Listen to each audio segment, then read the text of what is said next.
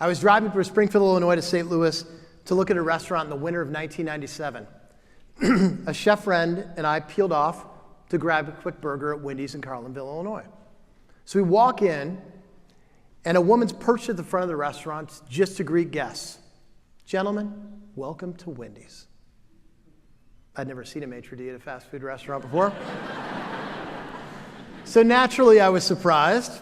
I said hello and then entered the line. And then the cashier proceeded to tell me in great compelling detail about their new spicy chicken sandwich like he was working at a 4-star restaurant. I ordered that spicy chicken sandwich and a water. My friend got the super bar. Wendy's used to have a bar with pasta and salad. The woman who was the greeter was also making sure that the pasta bar stayed immaculate, and at one point came by and she refilled our waters with a pitcher. It was at this point I turned to my friend Scott and said, "What the hell's going on?"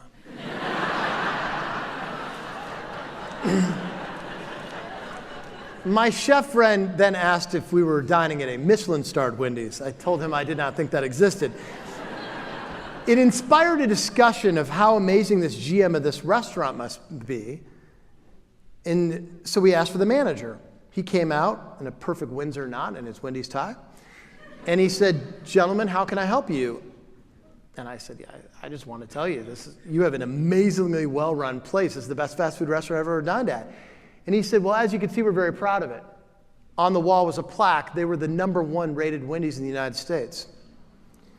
This guy was given the same Wendy's menu, the same Wendy's design, and was able to mine greatness out of it and even something unique out of it.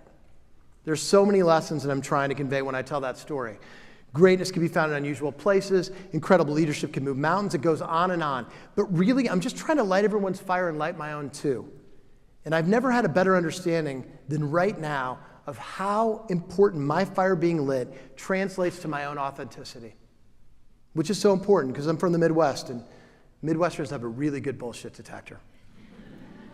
And for most of our guests, more important than perfection, our guests want us to be real. And I can only be authentic and inspirational and restorative if I take the time and buy back the time to restore myself. I think we all know the basic recipe for our own happiness. And if the universe is constructed in a way that every day was a perfect day, 8 hours sleep, find myself challenged, meetings with people that inspire me, 1 hour to sweat and test myself physically, immersed in laughter and love, able to avoid all conflict, some pocket where I have 20 minutes to myself alone in thought. If that day was my everyday, this pursuit would be easy, but we all know the world doesn't work that way, that we can't control everything. And we all have to find a way to navigate the inevitable landmines that stand in the way of these perfect days. But what I've figured out, this new 2018 version of me, is this is not a passive pursuit. It's an active one, man. And I have a happiness agenda, and it takes priority. So the things I can control, mindfulness, diet, exercise, attitude, and who I choose to spend my time with, it's these things that take priority over all others. So when I do raise my hand, I'm armed with the mental fortitude to make sure that my ambition doesn't undermine the clarity that got me all these killer opportunities in the first place. I was conversing with a gentleman recently whose family's owned a restaurant since 1948. At one point, we were interrupted by another man who walked up and knew him, hand extended, and said, "Oh man, Wally, man, that night that we hung out after the Super Bowl, that might have been the best night of my life." Wally embraced him tightly, told him how great it was to see him, kissed him on both cheeks, told him he loved him, and the man moved on. Wally turned to me. 2 things, he said. 1, I have no idea who that man is. 2, if the best night of my life is a night I can't even remember, then my life must be pretty good. It's true, right? We get a ringside seat to first dates, first love, bucket list dinners that she said yes, and people having the greatest nights of their lives. Our seat's the best seat in the house.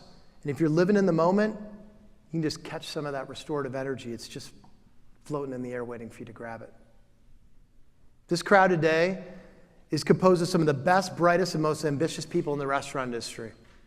There are literally hundreds of unopened restaurants that right now only exist in all your minds. Many of these projects, these ambitions, will eventually lead us to moments where we paint ourselves in a corner. That's going to happen. In fact, some of you sitting out here today might be in the eye of the hurricane right now, or just in dire need of having your fire relit. Remember that nothing's more important than the health of your own mind and your own soul. And when you find yourself truly restored, your own enlightenment, will be more powerful than anything you might face. Be happy, be well. Thank you.